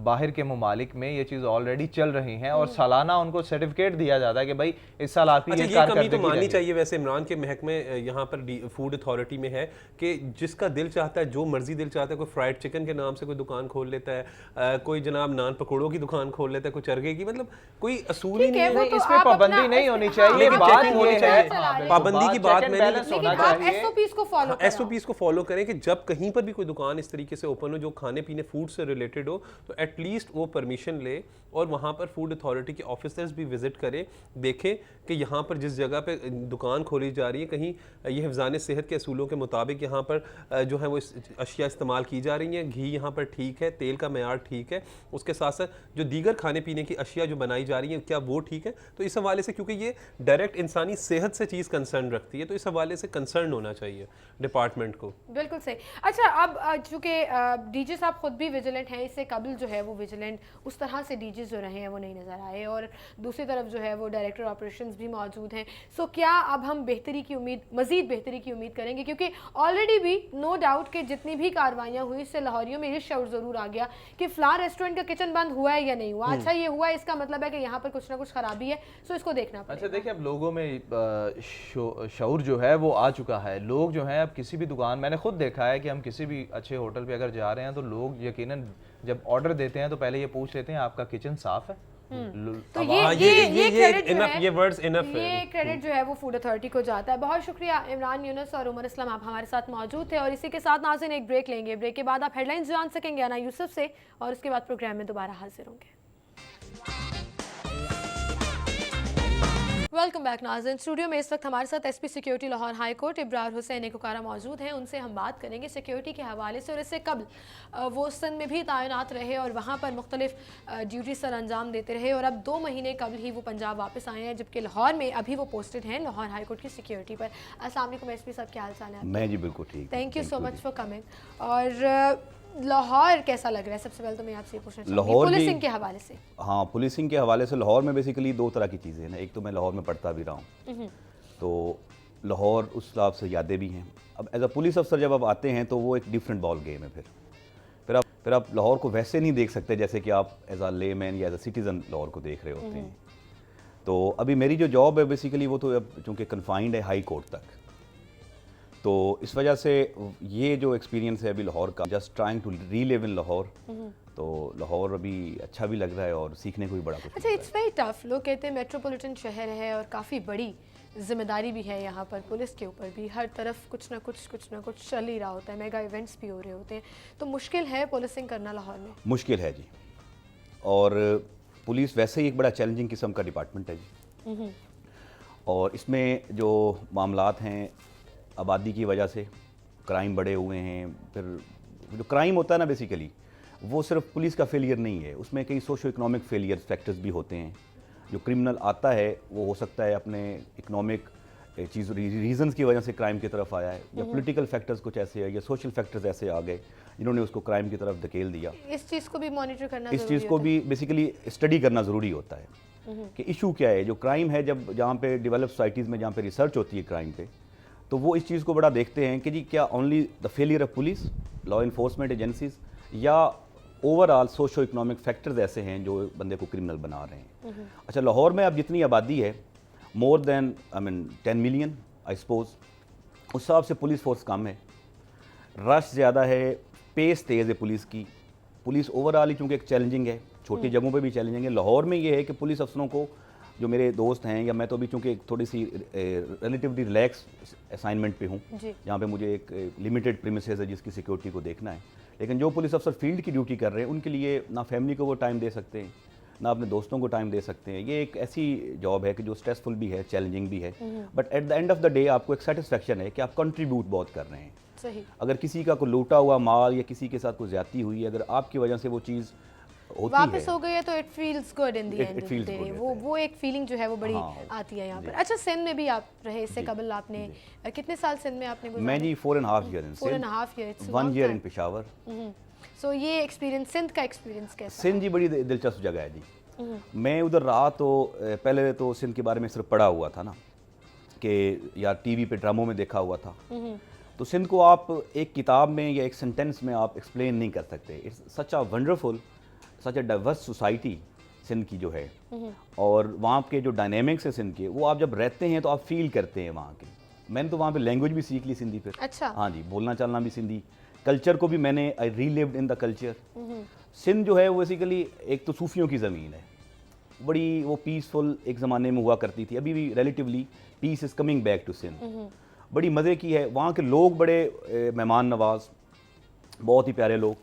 आपको एक एग्जांपल देता हूँ कि 1947 में जब तकसीम हुआ इंडिया और पाकिस्तान बना, तो तकरीबन इंडिया के और पाकिस्तान के मुख्तलिफ हिस्सों पे ये गदर के नतीजे में अपना वो मामलात हुए जिसमें कत्ल व गारत हुआ। सिंध वो ऐसी जगह है जहाँ पे ऐसा खून खराबा बहुत कम हुआ, ना होने के बराबर। अभी भी बहुत से डिस्ट्रिक्ट्स ऐसे हैं जहाँ पे हिंदूज़ की प्रीडोमिनेंट एक उनकी तादाद है। कुछ एक दो डिस्ट्रिक्ट्स तो ऐसे हैं जो मिट्टी हो गया, थर हो गया, वहाँ पे अभी हिंदूज़ जो है वो मुसलमानों से ज़्यादा हैं। सही। And they are contributing in economy, in education system, in politics. तो सिंध का ये आपको एक आइडिया हो गया होगा कि कितनी ये एक सूफियों की ज़मीन है, कितना प्यार मोहब्बत वाला जगह था। अच्छा, एज अ पुलिस अफसर वहाँ पे जो चीज़ें थी वो चैलेंजिंग ज़्यादा हैं। सिंध में अनफॉर्चुनेटली थोड़ा सा इशू ये है कि एडमिनिस्ट्रेशन का मसला वहाँ पे थोड़ा सा रहा है। कुछ इदारे जो हैं उनके मामलात इतने अच्छे नहीं जितने पंजाब में हैं। इसलिए नहीं कि मैं पंजाबी हूँ, ये एक एज एक स्टूडेंट की तरह से एक मेरा एनालिसिस था। लेकिन सिंध पुलिस बहुत ही डिफ़िकल्ट हालात में भी बड़ा अच्छा काम किया। वहाँ पे 80s के बाद एक डाकू राज शुरू हो गया था, पहले नहीं था। जंगलों में लोग चले गए और वो डाकू और बड़े बड़े किडनैपर्स और बड़े बड़े उनके इश्यूज़, तो वहाँ पे जो पुलिस ने काम किया है उनको एलिमिनेट करने में और सिंध का अमन वापस लाने में, वहाँ पे पुलिस को, मैं चूँकि उस टीम का हिस्सा था उन दिनों में। एक ज़माना था कि जब मैं जिन एरियाज़ में रहा, मैं खैरपुर मीर्स में रहा जहाँ पे ये CM सिंध, कैम अली शाह और पीर पगाड़ा और एरिया और गौस अली शाह मुस्लिम लीग नून में उस वक्त थे, वो पोलिटिकली एक दैट वाज थिंग। उसमें ये था कि आपको you have to be always on the toes, क्योंकि जो भी मामला होता था वो CM साहब के नोटिस में जाता था, उसमें आपको काम करना पड़ता था। फिर मैं लाड़काना में रहा एज एन ASP, वहाँ पे अगेन वहाँ पे आपको पब्लिक को प्रॉपर्ली डील करना होता था, उनको अपनी ग्रीवेंसेस सॉल्व करना होता था। You have to go all the way to reach them. अच्छा, मुश्किल होता है because until you adopt their culture and उस सिनेरियो में आप ना रहे, फिर आपको एज अ फॉरेनर भी शायद ट्रीट किया जाता है कि आप पंजाबी हैं या सिंध में आ गए हैं और यहाँ पर आप पुलिसिंग करें, तो इस तरह का कुछ एनवायरनमेंट इतनी बड़ी डिस्क्रिमिनेशन नहीं है वहाँ पे। बस यस, कल्चरल डिफरेंस हैं, कल्चरल इनसेंसिटिविटीज़ और सेंसिटिविटीज़ होती हैं, हर जगह पे होती हैं। तो once you are culturally sensitive तो आप फिर अडॉप्ट कर लेते हैं उन चीज़ों के साथ, लोग आपको ओन करना शुरू हो जाते हैं। मतलब अगर मैं आपके साथ अगर आपकी नेटिव लैंग्वेज में बात करूँ, if I am a foreigner, तो फिर I will feel more comfortable, वो ज़्यादा कंफर्ट लेवल जो है वो उसमें आ जाएगा। उसके बाद आप पेशावर भी गए, तो उसका कल्चर भी देखा और वो KPK का एक अपना रंग और अपना। मुझे पेशावर ज़ाती तौर पे बहुत पसंद है। मैं वहाँ पे था, फ्रंटियर कांस्टेबलरी एक फोर्स है पुलिस की है, उसमें हम ऑफिसर्स जाते हैं वहाँ पे उसको हेड करने के। 1 साल का हमारा एज एन ASP एक पीरियड होता है, वो हमने मैंडेटरी करना होता है। पेशावर में था, तो चूँकि पेशावर इज़ द वहाँ पे आपको पूरा फील आता है पेशावर एक ऐसा शहर है कि जहाँ पे आपको पठान भी मिलता है, हिंद को भी मिलता है, आपको फिर पंजाब से लोग आते हैं बिजनेस के लिए भी, तो वो भी आपको वहाँ पे इंटरेक्शन होता है। जब जिन दिनों मैं वहाँ पे था उन दिनों ये था कि टेररिज्म थी, FC टारगेट हो रही थी और टेंस होता था पेशावर बहुत ज़्यादा लोग। मतलब मैं जब पेशावर में खुद जा रहा था चार्ज एज्यूम करने के लिए, तो मेरा ख्याल ये था कि शायद हर तरफ लोग क्लाशनकोफे लेके फिर रहे होंगे और बड़ी बदअमनी होगी और पता नहीं मैं अपने दफ्तर तक भी पहुंचूंगा या नहीं। लेकिन ऐसे मामला थे नहीं। आई मीन वो कभी कभी स्पॉर्डिक इवेंट्स हो जाते थे, अटैक्स, बम ब्लास्ट और पुलिस या बाकी लॉ इन्फोर्समेंट एजेंसी हिट हो जाती थी, लेकिन ओवरऑल एक खौफ व हिरास की फिजा थी, थोड़ी रिस्ट्रिक्शन जो थी वो मूवमेंट। तो फिर तो वो सिक्योरिटी के हवाले से भी काफ़ी चैलेंजिंग रही Challenging होगी, था। सेल्फ सिक्योरिटी के हवाले से। Self तो घर security- वाले अपसेट होते हैं ऐसे सिनेरियोज हाँ में? जी, घर वाले अपसेट होते हैं। तो फिर उनकी काउंसलिंग कैसे की जाती है? काउंसलिंग उनकी यही की जाती, दुआ करें और उनको बताया जाता है कि जी सब खैरियत है, कुछ नहीं है और ये अब काम किसी न किसी ने तो ये करना है काम। तो फिर उनको एग्जांपल्स भी दी जाती हैं कि देखें वो फलां जो है उनके साथ भी ऐसा हुआ बट अल्लाह ने उनको सब्र दिया। तो अभी ये जब आई हुई है तो आई हुई है। अब अकीदे को यहाँ पे लाना पड़ता है। फिर आप कभी कभी आपका अकल और रैशनैलिटी जहाँ पे ख़त्म हो जाती है तो फिर आप अकीदे का सहारा लेते हैं, ख़ास तौर पे जब माँ की आई बात आती थिंक है। आपको वो सपोर्ट जो है उसके अलावा फिर कुछ और चाहिए नहीं होता। जब आप इस चीज़ पे हाँ जी। आ जाते हैं तो फिर उसके बाद दोबारा क्वेश्चन रेज होता नहीं है। होता उस नहीं है तरह से। रेज, सही। होता सो नहीं है आपकी उस टेन्योर में कोई इंसिडेंट वहाँ पर? हाँ जी, एक इंसिडेंट अनफॉर्चुनेट हुआ था। वहाँ पे हमारा 17 हमारे जो FC के जवान थे वो दे वर किडनैप्ड और उनको they were tortured and then they were killed. उनकी जब डेड बॉडीज़ पेशावर लाई गई तो उनके जो घर वाले थे वो गरीब लोग थे आमतौर पे चूँकि, और वो बूढ़े उनके वालदैन, उनकी आंखों में जो आंसू थे, उसमें थोड़ा सा ये था कि इन्होंने हमें अपने बच्चे तो दिए थे, हम इनके बच्चे सलामत नहीं कर सके। फिर बॉडीज़ के साथ जो म्यूटिलेटेड कंडीशंस थी उनकी, जो टेररिस्ट ने किया था, वो भी एक एज अ ह्यूमन फैक्टर आपके अंदर आया। फिर एक वो that was quite disturbing, that was very disturbing. Psychologically भी था और एज अ ह्यूमन लेवल पे भी आपके लिए बड़ा था। इमोशनली भी आपको बहुत इमोशनली भी था। Are man, they are fighting for us, they are man. फिर आप ओन करते हैं ना अपनी फोर्स को, और ये डिपार्टमेंट भी ऐसे हैं लॉ इन्फोर्समेंट एजेंसीज के, आपको अपने लोगों को ओन करना होता है। फिर बिल्कुल सही। They are like families. आज वो आपके साथ खड़े हैं, कल वो हो सकता है वो जंग में काम आ जाएं, वो आपके साथ ना रहें। तो वो एक जो चीज़ होती है ना, वो आपको उनकी शक्लें फिर जहन में आती रहती हैं कि वो देखो जब ही वाज लाइक जिंदा सलामत था and the other moment he was like this, He's no more, सही। सो ये सिचुएशन होती है। उसके बाद आप वापस पंजाब आ जी। गए और उसके बाद जी लाहौर मैं में- फिर again I went to Sindh अच्छा। Again 2 years। फिर मैं consecutively I was there. I remain DPO Ghotki for 10 months। Then I went to Badin. वो बदीन में लाइक इलेक्शन था लोकल बॉडी का, 6 महीने में वहाँ पे रहा काम सही। मैंने किया। फिर then due to certain issues I was transferred and then I came back to Punjab. Punjab. अच्छा, तो पंजाब तो आपका अपना सूबा भी है, अपना तो पंजाब वापस आकर कैसा लगा? बड़ा अच्छा लगा जी। वहाँ पे सिंध में थोड़ी सी मुझे हैव टू पे social cost of my job. Social cost से मुराद ये कि यहाँ पे आपके दोस्त, आपकी फैमिली आपसे दूर हो, तो आप काम भी करें तो कितना एक आप काम करते हैं, आपको थोड़ा बहुत तो ये सोशल एस्पेक्ट होता ही होता है ना साथ आपके, मिलना मिलाना, घूमना फिरना, या एक ऐसी चीज़ कि जिससे आपको जो है वो एक सोर्स ऑफ स्ट्रेंथ। तो सिंध में दूरी भी थी, जॉब भी पुलिस की ऐसी, ये छुट्टी भी आप नहीं ले सकते फ्रिक्वेंटली, तो आपको आना जाना पड़ता है। तो पंजाब में आके मुझे वो मेरी जो सोशल लाइफ है वो आहिस्ता आहिस्ता वापस मिल रही है। फैमिली, दोस्त यार और एक अपना जितने बैचमेट्स हैं बैचमेट्स हैं, उनसे कॉलेज के मुलाकात। दोस्त, यूनिवर्सिटी के। अच्छा, अब हम अगर लाहौर हाई कोर्ट सिक्योरिटी की बात कर लें तो सबसे पहले तो मैं आपसे ही पूछना चाहूँगी कि आपको क्या लगता है कि इस सिक्योरिटी में क्या क्या चैलेंजेस हैं? सिक्योरिटी में अभी जो थ्रेट है जी लॉयर्स को और जुडिशरी को, वो that is real, it is not perceived. उसकी मैनिफेस्टेशन 2 जगहों पे हमें नज़र आ गई है, एक क्वेटा में, एक मर्दान में। दोनों ग्रोसम अटैक्स थे, ख़ासतौर पे क्वेटा वाला तो बहुत ज़्यादा। अच्छा, उसको देखते हुए अब चैलेंजिंग ज़्यादा हैं। अच्छा, यहाँ पे हाई कोर्ट में ये है कि SP की सीट जो है ये it is newly created seat, it was created 2 years ago, कि ये एक रिस्पॉन्सिबल अफसर दिया जाए हाई कोर्ट को। साथ में सुप्रीम कोर्ट रजिस्ट्री की बिल्डिंग भी है, वहाँ पे भी बेंच आके बैठते हैं और काम होता है। तो 2 साल पहले ही ये इनिशिएट किया गया और 2 साल पहले से ही मुख्तलिफ स्टेप्स किए गए, जिसमें एक तो SP रैंक का अफसर लगाया गया यहाँ पे, फिर गैजेट्री वहाँ पे की गई है, स्कैनिंग रूम्स बनाए गए हैं, कुछ अभी अंडर प्रोसेस भी हैं, 1-2 जगहों पे बन भी रहे हैं साथ में। 6 गेट्स हैं टोटल चूँकि, तो उनके वो हैं स्कैनिंग के लिए। और दूसरा सिक्योरिटी के लिए जो बाकी मामला आते हैं, वो स्निफर डॉग्स आते हैं जो कोर्ट रूम्स को और पूरी सुबह सुबह अदालत को आके वो क्लियर करके देते हैं, बम डिस्पोजल वाले आते हैं। तो अभी थ्रेट क्योंकि अब एक दफ़ा मैनिफेस्ट 2 जगह हो चुका है, तो हम चूँकि लॉ इन्फोर्समेंट एजेंसी, हमारा चूँकि वो शक की हिस्स ज़्यादा होती है थोड़ी सी, और हमें थोड़ा सा प्रोएक्टिव होना होता है।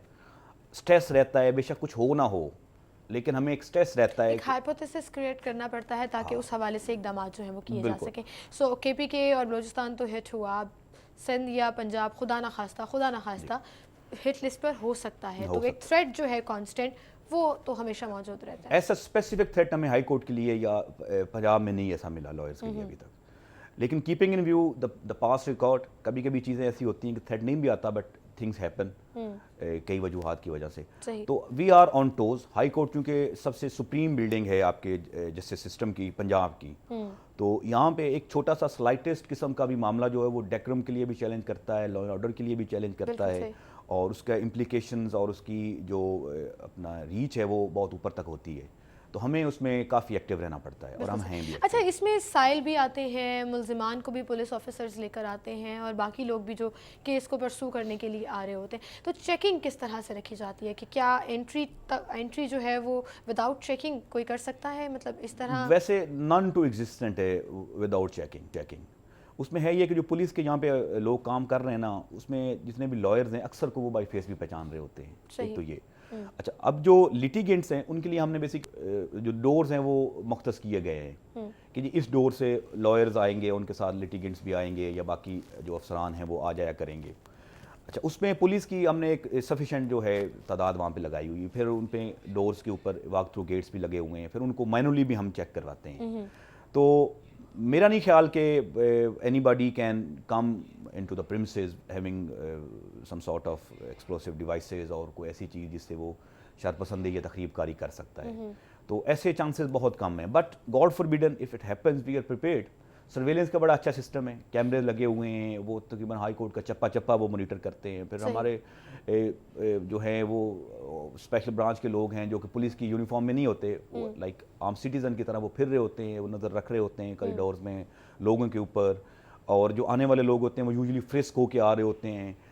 उसमें लॉयर्स जो आ रहे हैं अक्सर, वो चूँकि यहाँ पे अक्सर आ रहे होते हैं, तो गेट पे खड़े हुए लोग उनको पहचान भी रहे होते हैं। अगर वो फ्रिस्क लॉयर को उस वक्त नहीं भी करते, बट उनको पता होता है कि ही इज़ फ्रां और ये फ़लाँ लॉयर हैं या ये फ़लाँ हैं। पर यूजुअली ये है कि जितने भी लिटिगेंट्स हैं उनके लिए हमने ये भी मैकेनिज़्म रखा हुआ है कि वो रजिस्टर्स पे अपनी उनकी एंट्रीज होती हैं आईडी कार्ड के थ्रू, और वो उनका एक डेटाबेस बनता रहता है। फिर कैमरे लगे हुए हैं, आने जाने वालों की जो उसमें शनाख्त होती रहती है। पोस्ट इंसिडेंट अगर होता है तो उसमें हमें इन्वेस्टिगेशन के लिए भी उन कैमरों से हेल्प हो सकती है। तो सिक्योरिटी के बहुत ही अच्छे इकदाम हैं हाई कोर्ट में, बहुत ही अच्छे। लेकिन अगर इतने अच्छे इकदाम हैं, फिर मुल्जिमान जब जमानत नहीं मिलती है या कोई इशू हो जाता है, भाग के निकल जाते हैं, वो कैसे भागते हैं फिर? क्या उनको पकड़ा नहीं जा सकता? पुलिस का काम तो है ना। आपका बड़ा अच्छा उसमें क्वेश्चन है ये। हाई कोर्ट का एक डेकोरम है, हाई कोर्ट में या किसी भी कोर्ट में हम कोर्ट रूम के अंदर मुल्जिम को गिरफ्तार नहीं कर सकते। ठीक है। वो है अगर ऑनरेबल कोर्ट ने कहा है कि इसकी जो बेल एप्लीकेशन है या इफ़ ही इज़ कन्विक्टेड और बेल एप्लीकेशन इसकी रिजेक्ट कर दी गई है, किसी और वजह से उसको गिरफ्तार करना है, तो कोर्ट रूम के अंदर हम उसको गिरफ्तार नहीं करते। एक चीज़ जो हम सिक्योरिटी के लिए बैठे हुए, हम बेसिकली सिक्योरिटी के लिए बैठे हुए हैं ताकि कोई मिसक्रिएट अंदर ना आए। ठीक।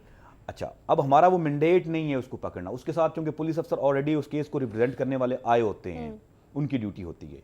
हाई कोर्ट में ये होता है कि बहुत कम ऐसा होता है कि कोई मुल्ज़िम वहाँ से भागा और गेट से बाहर निकल गया हो। एक तो हाई कोर्ट का एरिया बड़ा है, वो शोर मच जाता है और लोग उसके पीछे भाग पड़ते हैं खुद भी। फिर कुछ लॉयर भी कभी कभी उसकी हेल्प करते हैं पकड़ने में। अगर वो नहीं करते तो पुलिस वाले जो राउंड ऐसे हैंग अराउंड होते हैं, फिर रहे होते हैं, या जो पुलिस सिक्योरिटी पे होती है, तो वो शोर सुन के तो वो रिस्पॉन्ड करती है। हाई कोर्ट के अंदर ऐसा लेकिन ट्रेंड बहुत बहुत दफा कम ऐसे है। हुआ है एसपी साहब, और वो फुटेजेस भी शायद। मौजूद है कि गेट से बाहर जो है वो मुल्जिम भाग गया और पुलिस या तो खड़ी है या मतलब जैसे आपने भी कहा कि वकील भी हेल्प कर देते हैं। सो वकला यहाँ पर क्या किरदार अदा करते हैं, इस पर मैं ज़रूर बात करूँगी। और वकला और पुलिस का जो एक रिलेशनशिप है वो कैसा है, सिक्योरिटी के हवाले से भी और बाकी चीज़ों के हवाले से भी, इस पर बात करेंगे। एक छोटी सी ब्रेक लेते हैं, ब्रेक के बाद दोबारा हाजिर होंगे।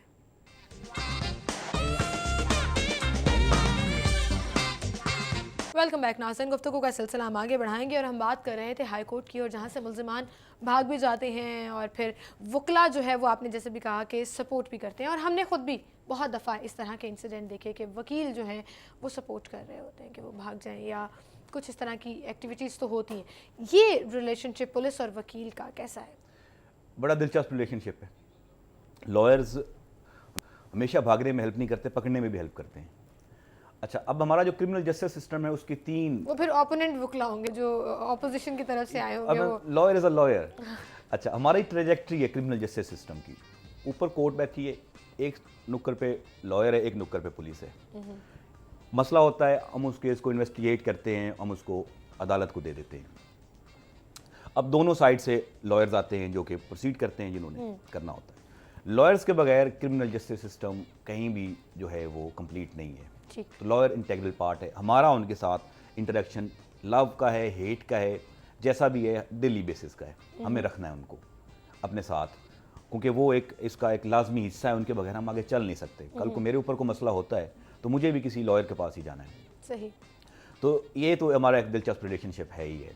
उसको अब कई जगहों पे वो लव का होता है, कई जगहों पे वो हेट का होता है।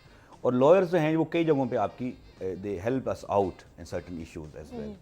कई इश्यूज डिपार्टमेंट में ऐसे चल रहे होते हैं जो कि ना वाइट होते हैं ना ब्लैक होते हैं, जो कि ग्रे होते हैं, उसमें लॉयर्स हमारी आके हेल्प भी करते हैं। सही। और they are from us as well. कई लॉयर्स हैं जो सीसेस करके इधर आ जाते हैं, कई लोग ऐसे हैं जो अफसरान हैं जो अफसरान है वो लॉ की तरफ वो लॉ की जाते हैं, तरफ चले क्योंकि जाते हैं। रिलेशनशिप तो साथ साथ चल रहा है। काम और अगर एक ही है ना आपको basically। लॉ की नौहा होगी तो आप अपनी ड्यूटीज जो है वो भी अच्छे तरीके से Exactly। कर सकोगे, उसमें भी सपोर्ट हो जाती है। तो जो सिक्योरिटी के हवाले से सपोर्टिव हैं, ताउन करते हैं वो क्लार्क, क्योंकि उनके लिए अलग से एक गेट है, उनको भी रुकना पड़ता है अपनी चेकिंग देने के लिए। आपने कहा कि कुछ को तो वो बाय फेस भी जानते हैं, लेकिन कुछ ऐसे भी हैं जो न्यू आते हैं, इधर उधर से आते हैं, सो क्या वो सपोर्ट करते हैं? इसमें एक बड़ी दिलचस्प एक्सरसाइज हुई थी, जो इनकी लॉयर्स की रेप की बॉडी है, जो हाईएस्ट इनकी बॉडी है हाई कोर्ट की, उन्होंने ये किया। जब मैं आया यहाँ पे तो उनसे हमारा अच्छा रेपो है, तो उन्होंने प्रेसिडेंट उनके जो थे हाई कोर्ट बार के, उनके जनरल सेक्रेटरी, उनके बाकी जो ऑफिस बेयरर थे, उन्होंने कहा जी कि हम एक अपने आप को वॉलंटियर करते हैं, हम एक फुटेज बनवाते हैं जिसमें पुलिस हमारी चेकिंग कर रही है, हम वो मीडिया पे ऑन एयर करवाते हैं। मीडिया के हम दोस्तों को इनवाइट किया गया, वो शायद फुटेज तो ना चली, लेकिन वो एक उन्होंने एक एज अ टोकन वो एक चीज़ हुई थी। अच्छा, उसमें वो they are themselves very keen कि जी सिक्योरिटी के जो मामलात हैं वो लेटर इन स्पिरिट उसको इम्प्लीमेंट किया जाए। वो खुद देख चुके हैं कि जो क्वेटा में इंसिडेंट हुआ था, वो एक वकील के लिबास में एक मशकूक आदमी थे, वो फिर रहे थे, उन्होंने किया। तो लॉयर्स को ये पता है कि जी तो थ्रेट है वो मैनिफेस्ट हो चुका है, वो रियल है, परसीव्ड नहीं है। तो वो जो भी कभी होगा सिक्योरिटी ब्रीच, तो वो जो भी आदमी होगा उनको ये तो आइडिया है ही है, हो सकता है वो हमारे ही किसी लिबास में या हमारी बेस में अंदर आएगा। उस सिलसिले में मेजॉरिटी ऑफ द लॉयर्स, जो प्रोफेशनल लॉयर्स हैं, जो सीनियर हैं, जो काबिल एहतराम है हमारे लिए, वो बड़ा वो करते हैं। बल्कि हमें कई जगहों पे लैप्सेस मुझे खुद भी बताते हैं वो आके कि जी आपके पुलिस वाले थोड़े से ढीले बैठे थे वहाँ पे, या वहाँ पे पुलिस वाला जो था वो मोबाइल पे बात कर रहा था, या बाकी कई चीज़ें वो हमें बताते रहते हैं।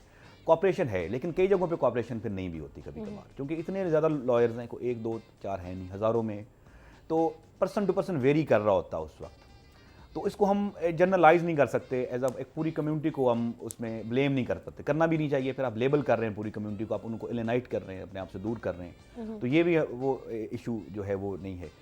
तो कई जगहों पे कभी कभी ऐसे इश्यूज हो भी जाते हैं, तलब कलामी हो जाती है, जो वहाँ पे पुलिस वाला चेक कर रहा होता है, या कभी कभी और मसला हो जाता होता है, बट हम इसको अप्रोप्रिएट फोरम पे लेके आते हैं। एक कमेटी बनी हुई है वहाँ पे हाई कोर्ट में, जिसमें 2 पुलिस अफसर। अच्छा, पुलिस वेल इक्विप्ड है हाई कोर्ट में, जो मोर्चे भी बनाए हुए हैं इधर उधर जो फिर भी रहे होते हैं, और फिर जो स्कैनर्स मौजूद हैं, तो वेल इक्विप्ड है, टेक्नोलॉजी का इस्तेमाल किया जा रहा है। वेल इक्विप्ड है हाई कोर्ट की। जहाँ तक बात है तो पाकिस्तान में जो भी वेल इक्विप्ड जगह चंद एक समझी जाती हैं, उनमें अब हाई कोर्ट इंक्लूड कर सकती हैं। जो भी हमारे पास एग्जिस्टिंग रिसोर्सेज में हमने काम करना है जी।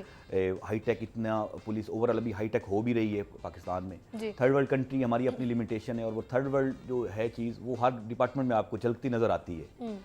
तो लेकिन पाकिस्तान में जो बेस्ट अवेलेबल रिसोर्सेज जहाँ जहाँ भी यूज़ हो रहे हैं, उनकी झलक हमें हाई कोर्ट में भी नज़र आती है। क्या मॉनिटरिंग रूम भी बना हुआ है जहाँ पे तमाम कैमरास को जो है वो स्कैन किया हाँ जाता जी, है? बिल्कुल, बड़ा अच्छा एक स्टेट ऑफ द आर्ट हमारा मॉनिटरिंग रूम बना हुआ है। बिल्कुल सही। अच्छा इब्रार साहब, why did you choose CSS? आप क्यों CSS करने के बाद, उससे कबल आपने, अभी हम ब्रेक में भी बात कर रहे थे कि आप न्यूज़ से रिलेटेड भी रहे और जर्नलिस्ट भी, एक टाइम था कि आपने जर्नलिज्म भी की है, तो वो एक्सपीरियंस कैसा था? वो बड़ा अच्छा एक्सपीरियंस था। कॉलेज से या यूनिवर्सिटी से मुझे वो जो हमारे मैगजीन्स होते हैं, गवर्नमेंट कॉलेज लाहौर में मैं पढ़ता था यूनिवर्सिटी में, तो उसमें मैं कंट्रीब्यूट भी करता था as a writer, short stories और ये चीज़ें। तो लिखने पढ़ने का ज़रा शौक था, मतलब अब नहीं है? आई मीन वो दैट वाज मोर मैनिफेस्ट। अभी थोड़ा बंदा टाइम नहीं दे पाता, ये फुल टाइम आपको पता है ये काम है, लिखना पढ़ना सोचना। तो अच्छा, तब ये थोड़ा ज़्यादा था।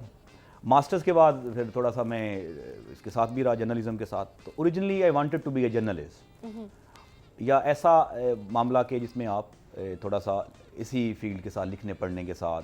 और मुझे ये ज़िंदगी बड़ी पसंद थी, ख़ास तौर पे रिपोर्टर की ज़िंदगी। वो एक बड़ी एक लावाबाली सी ज़िंदगी होती है। आप सुबह से शाम हो गया, शाम से सुबह हो गई, और उसमें आपको लाइक अगर आप नहीं भी नहाए तो कोई मसला नहीं, आप कैमरे में बहुत कम आते होते हैं। आपको बस ये है कि आप खबर के पीछे भाग रहे हैं और लिख रहे हैं, और लाइक उसमें जैसे भी एक मुझे पता है कि लो पेड भी है थोड़ा सा ये मामला, but I was happy with that. जो सीएसएस करने का हुआ वो बेसिकली थोड़ी फैमिली की कंपल्शन थी। अच्छा, आपकी फैमिली में पहले भी है? पहले एक फैमिली में हमारे कज़न हैं, वो पुलिस अफसर ही थे, मोहम्मद अली नेकोकारा। तो अभी ये हुआ कि फिर वो फैमिली की कंपल्शन, वो भी फिर एक होता है कि अगर एक हो, और फिर यूनिफॉर्म का चार्म जो है वो जब मैं लाइक था, आई वाज इन कॉलेज, तो आई ट्राइड फॉर आर्मी, अच्छा, but I was not recommended, I was rejected twice by the arm forces. उनका एक अपना क्राइटेरिया होता होगा, बिल्कुल सही। ठीक।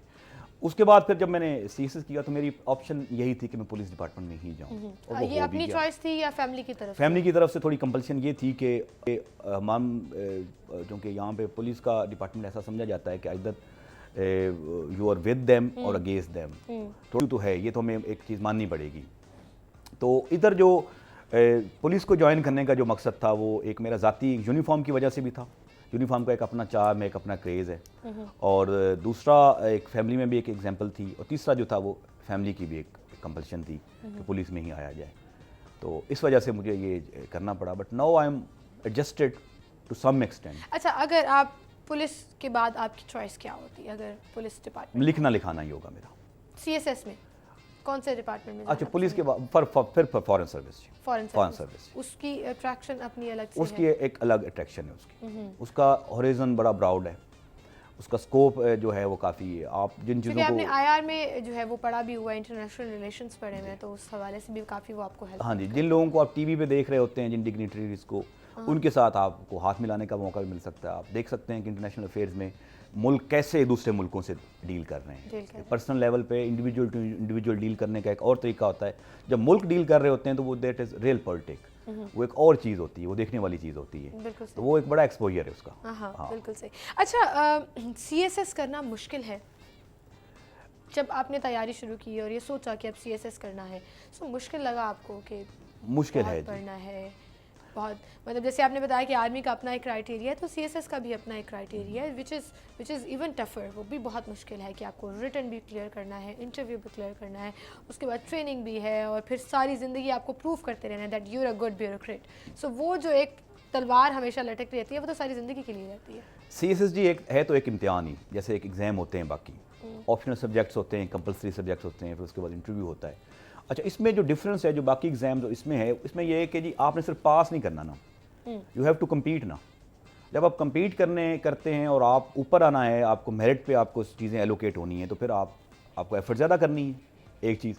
अच्छा, दूसरा जो इसका एग्ज़ाम का जो तरीक़ाकार है वो इस तरह का है कि आपको कंसेक्टिव पेपर दे रहे होते हैं। एक पेपर इन द मॉर्निंग है, एक इवनिंग में, एक मॉर्निंग में, एक इवनिंग में, बीच में ब्रेक भी नहीं होती आमतौर पे, कभी कभी छुट्टी भी नहीं होती। आपको कंसेक्टिवली 6-8 पेपर देने होते हैं, सही, टोटल 12 पेपर हैं उसमें से।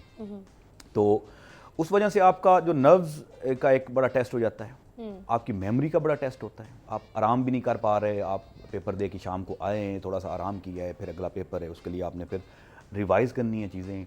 फिर अच्छा, उसके पीछे एक बैकग्राउंड होता है। फिर इतने सब्जेक्ट्स को 2, 4, 5 हों तो ठीक है, 12 सब्जेक्ट्स होते हैं फिर आपके। तो उसमें आपको अगर अगर उन सब्जेक्ट्स को उनका एक कोर्स होता है डिफाइंड, उनको आपने कवर करना होता है। उसको आप जितना भी काम करते फिर भी वो महीनों का नहीं तो बल्कि कभी कभी साल 2 साल का काम भी हो जाता होता है आप। और उसमें फिर कभी कभी ऐसा होता है कि आप पहले ये अटेम्प्ट में थ्रो नहीं कर सकते, और फिर आपको वो सारा कुछ याद करना पड़ता है। फिर आपको, और ये बड़ा मुश्किल काम है, ये कोई आसान काम नहीं है। हाँ, याद भी करना है, अपना एनालिसिस भी डेवलप करना है। फिर उसमें ये देखना है कि जी पेपर आया है और अगर वो क्वेश्चन जो है वो थोड़ा घूम फिर के आ गया है तो उसमें से कौन सी चीज़ है जो रिक्वायर्ड है। अब पूरा Trick चैप्टर तो वहाँ पे questions नहीं भी लिखा आते जा हैं, सकता। आपके पास सवाल अटेम्प्ट करने का तो आपके पास 30 से 35 मिनट ही हैं, जो भी आपने अटेम्प्ट करना है। घंटे तो 3 ही हैं आपके पास, और आपने पढ़ा इतना ज़्यादा हुआ है। अच्छा, उसमें से कभी कभी ये भी चैलेंज होता है कि आपके पास नॉलेज ज़्यादा है, टाइम कम है, टाइम को मैनेज करना है। अच्छा, फिर कभी कभी ये है कि आपको कैंची लगा के दिमाग में से वो चीज़ें काटनी पड़ती है कि जी ये एग्जामिनर पूछ रहा है, ये हमने यहाँ पे देना, वो सारा जो पढ़ा पढ़ाया है वो नहीं देना, या ये चीज़ें देनी है। तो सीएसएस का इम्तिहान मुश्किल तो है, इसमें 2-4 चीज़ें जो हैं वो ज़रूरी हैं। एक तो सब्र व तहम्मुल के साथ कछुए की रफ्तार से आपने चलना होता है। आप इसमें लगे रहें 2-4 दिन 10 दिन पढ़ना हो तो बंदा पढ़ सकता है। जब महीनों की बात हो और फिर आपने कंटिन्यूसली पढ़नी है, फिर आपको टेम्परामेंट बिल्ड करना है आपको। इस तो ये एक तरह का समझ लें कि आपके अंदर एक फायर होनी चाहिए। जो लोग सीएसएस करते हैं उनके अंदर उम्र भी ऐसी होती है, खैर लाइक, और लोग पढ़े हुए भी होते हैं, पढ़ भी रहे होते हैं, फिर उनको एक आगे चीज़ नज़र भी आ रही होती है, मोटिवेशन भी होती है, तो एक फायर होती है। मेरे ख्याल में वो जो फायर आपके अंदर है ना, वो आपको बड़ा असिस्ट करती है इतनी सब्र व तहम्मुल के साथ आगे लेके चलना चीज़ों को। और फिर उसको फिर मेथोडिक होना होता है। फिर सीएसएस में सिर्फ ये नहीं, सिर्फ पढ़ाई नहीं होती, उसमें मेथोडिक भी होके होना होता है। आपने इतना ज़्यादा स्कैटर्ड चीज़ें होती हैं, उनको अपने मेथड के साथ सारों को अपने एक स्ट्रीमलाइन करना होता है। बिल्कुल सही। फिर हार्ड वर्क भी इसमें बड़ा अहम है, फिर इंटेलिजेंस का भी इसमें रोल है। फिर जो अहम चीज़ है वो लक भी है। सही कि आपके अगर आप लक को मानते हैं तो फिर आपको मानना होगा कि लक कभी कभी आपको कहीं ऐसी जगहों पे लेके चली जाती है जहाँ पे आपने सोचा ही नहीं होता। कभी गुड लक हो जाती है और कभी बैड लक हो जाती है, तो वो it all depends on it, अगर आप उसको मान रहे हैं। Exactly. उसके बाद फिर जब आप पुलिस के डिपार्टमेंट में आ गए, फिर और चैलेंजेस आ गए और मसले मसाइल जो डेली बेस पे आपको जो है वो सॉर्ट आउट करने पड़ते हैं। सो अभी तक अगर आपसे ये जाना जाए कि कौन सी पोस्टिंग जो है जिसको आपने बहुत इन्जॉय किया, वहाँ पर आपको बहुत मज़ा आया? सिंध में मेरी सारी पोस्टिंग्स ही वो मैं बड़ा उसमें लर्निंग एक्सपीरियंस रहा मेरे लिए। जब अब नए गए सिंध में, तो जिन दिनों मैं गया 4-5 साल पहले, उस वक्त सिंध के हालात डिफरेंट थे। अभी आप कंपैरिजन नहीं कर सकते, अभी आपको बहुत कम नज़र आता है सिंध में किडनैपिंग की वारदातों के बारे में, या उस वक्त तो काफ़ी बहुत पीक ज़्यादा था। पीक था जी उस वक्त। ये तो कराची ऑपरेशन हुआ, फिर सिंध पुलिस ने काम किया। कराची में कभी आपको सर्व करने का? कराची में भी मैं रहा हूँ जी, कराची में भी रहा हूँ। कराची और लाहौर का अगर कंपैरिजन किया, कराची बड़ा शहर है, उसके इश्यूज डिफरेंट है लाहौर के निस्बत। लाहौर इनसिक्योर इतना नहीं है जितना कि कराची को समझा जाता है। जहाँ पे दूसरे दिन तीसरे दिन लॉ इन्फोर्समेंट एजेंसी के बंदे टारगेट हो रहे हों, बाकी लोग टारगेट हो रहे हों, फिर वहाँ पे एथनिक डिवाइड है, फिर वहाँ पे शिज़म्स हैं कुछ, फिर वहाँ पे और पॉलिटिक्स है जो इंटरनेशनल है, जो कराची में मैनिफेस्ट हो रही है, फिर उसका सारा मलबा जो है वो लॉ इन्फोर्समेंट के ऊपर आ रहा है। आप खुद इतने इनसिक्योर हों। Karachi is a different city. Karachi और लाहौर का कंपैरिजन बनता ही नहीं है। लाहौर तो उस हिसाब से आप हर एंगल से देखें तो Lahore is a much better place. बिल्कुल सही। और अल्लाह ताला इसी तरह की तमाम सिक्योरिटी जो है वो तमाम मुल्क में भी दे और तब हालात बेहतर हो। Thank you so much for coming and good luck for all this assignment. ये जो हाई कोर्ट की असाइनमेंट है, नो डाउट कि एक स्पेसिफिक लिमिटेड एरिया ज़रूर है, लेकिन काम बहुत मुश्किल है और आपको विजिलेंट रहना पड़ता है। बहुत शुक्रिया, अल्लाह ताला आपको हिम्मत दे, इसी तरह से आप सर्व करते रहें। और इसी के साथ नाज़रीन यहाँ पर हम एक ब्रेक लेंगे, हमारे साथ ही रहिएगा।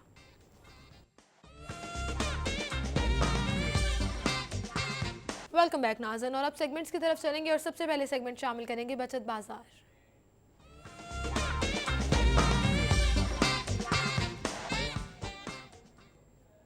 बचत बाजार में सबसे पहले आपको ब्रांड बताएंगे हैशटैग पर सेल लगी है जी, अप टू 20% तक आपको ऑफ मिलेगा।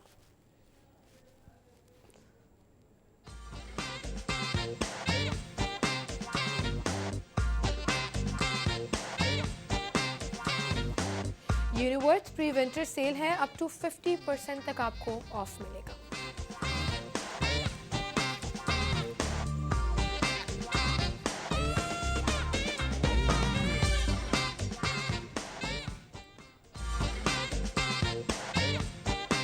हाइपरस्टार करें तो हाइपरस्टार में मोटिन AIK 4 ml retail price 299, promotional price 259, आप 40 रुपीज़ बचा सकते हैं।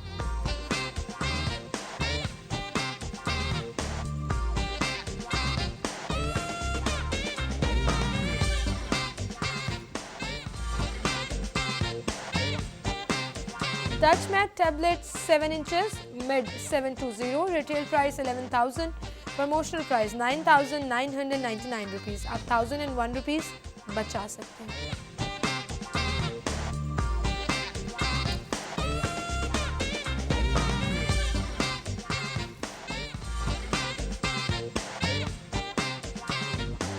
और आप शामिल करेंगे आज के भाव।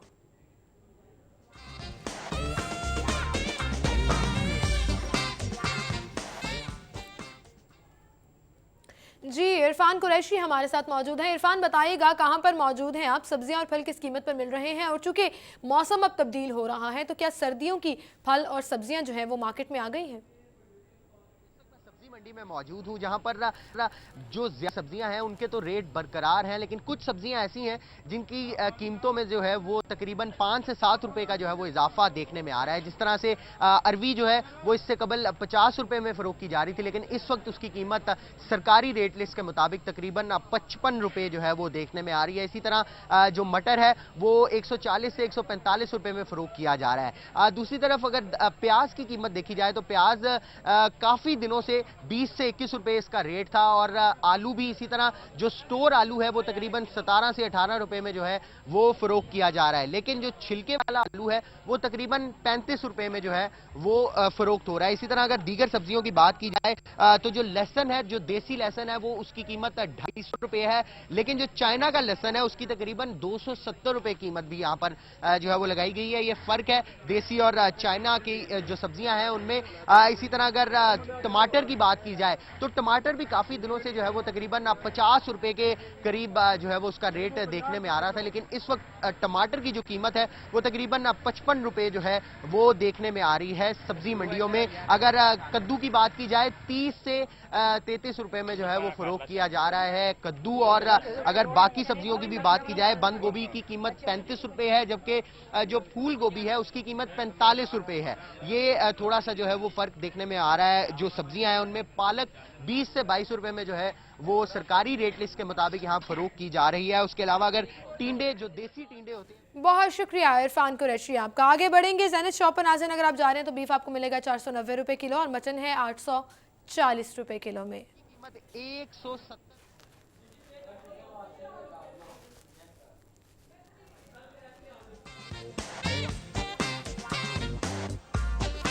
बीफ कीमा आपको मिलेगा 520 में, मटन कीमा 960 में।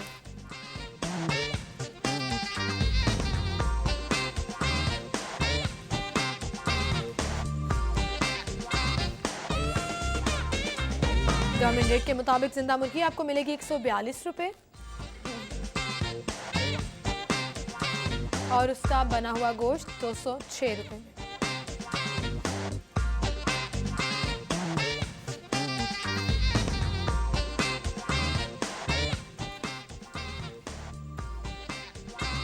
परचून से अंडे आपको मिलेंगे 91 रुपए दर्जन, थोक से 79 रुपए और गोरमे पर अंडे अवेलेबल हैं 90 रुपए दर्जन।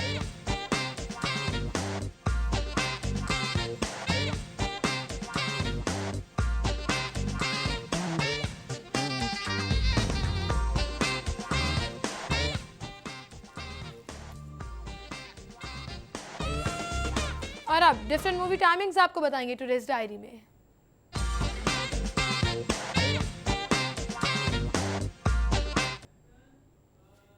डीप वाटर होराइजन लगी हुई है। सबसे पहले आपको बताएंगे 3:30 बजे और 8 बजे सिनेस्टार आईमैक्स में।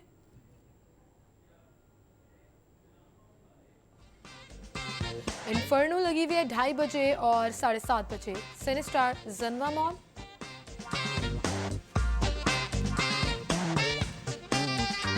द मैग्निफिसेंट 7 5:30 बजे रॉयल पाम ऑडी 2 में।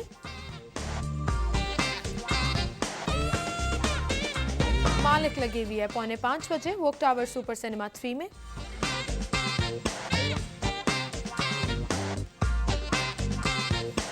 जाना लगी हुई है 10 बजे रॉयल पाम ऑडी 1 में, 8 बजे वोक टावर सुपर सिनेमा 1 में। स्टॉर्क्स 3D 3:45 बजे लगी हुई है रॉयल पाम ऑडी 2 में। हाउल 1:45 बजे वोक टावर सुपर सिनेमा 3 में।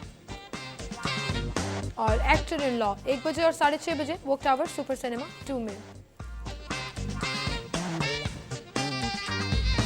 और अब गैर मुल्की करेंसी रेट्स माल के हाल में।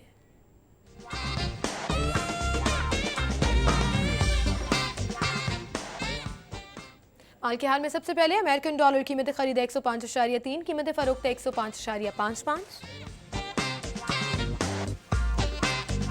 पाउंड स्टर्लिंग कीमत खरीद 128.5, कीमत फरोख्त 129.2। यूरो की कीमत खरीद 115.75, कीमत फरोख्त 116.25। सऊदी रियाल कीमत खरीद 27.75, कीमत फरोख्त है 27.9। यूएई दिरहम कीमत खरीद 28.7, कीमत फरोख्त 28.85। कुवैती दिनार कीमत खरीद 344.5, कीमत फरोख्त 347। ऑस्ट्रेलियन डॉलर कीमत खरीद 79, कीमत फरोख्त 79.45। जैपनीज यन कीमत खरीद 0.99, कीमत फरोख्त 1.02। स्विस फ्रैंक कीमत खरीद 106.25, कीमत फरोख्त 107.15। कनेडियन डॉलर सबसे आखिर में कीमत खरीद 79.5, कीमत फरोख्त 80.05।